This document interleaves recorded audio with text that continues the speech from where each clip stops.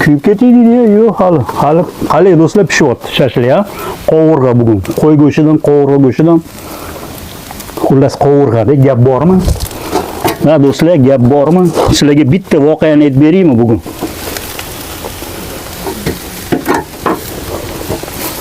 Zo'r voqeam bor-da, xullas. Mana choyxonam do'stlar. Norvegiyada bu choyxona.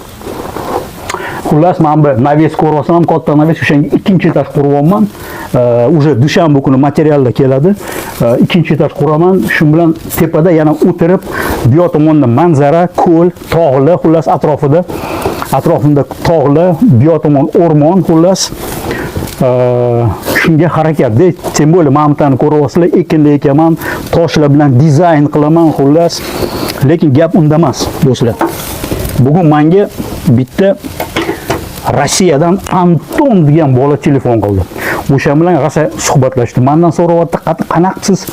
O'sha musiqalarni yasaysiz, kim sizga o'sha musiqalarni qilib beradi videolaringizga deb aytdim. Aytdim, men oddiy edim, sun'iy intellektni ishlataman dedim. ChatGPT da dedim, she'r yozdiraman dedim. Bitta masalan bitta tema berasizlar deb, bitta g'oya berasizlar deb ChatGPTga. O'sha ChatGPT sizlarga she'r yozib beradi. Любой tilda, xolisinglar o'zbek tilida ham. Keyin o'shani Suno degan sun'iy intellekt bor. O'shanga solasizlar и musiqani janrini anaqa topasizlar. И xullas o'shanga Antonga ikkita zo'r o'sha Anton degan choyxonasi bor ekan, qayerdada, Tambovda.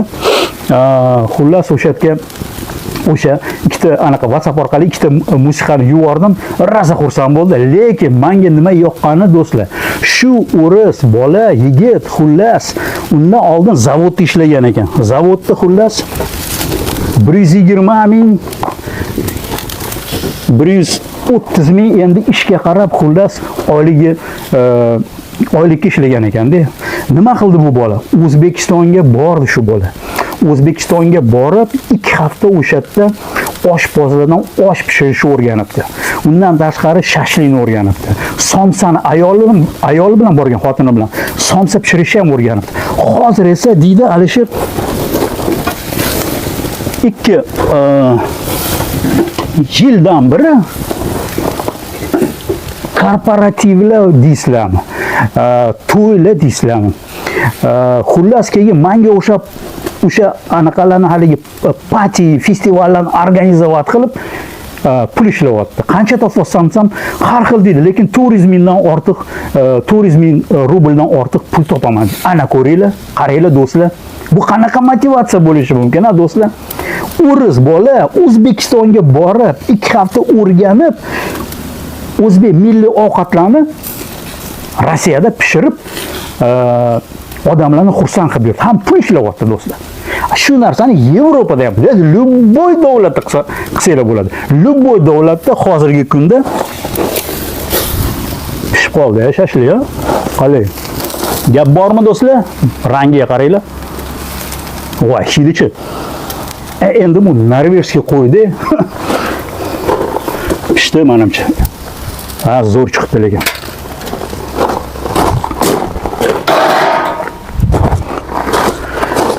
Men aytmoqchimanki, любой davlatda menga o'xshabmi, o'sha Antonga o'xshabmi. Yana bitta tojikistonlik Ali bor, Ispaniyada yuradi, Marbellada 150 litrli qozonda osh pishirib odamlarni chaqiradi. TikTok orqali, Instagram orqali, Facebook orqali. Imkoniyatlar ko'p do'stlar.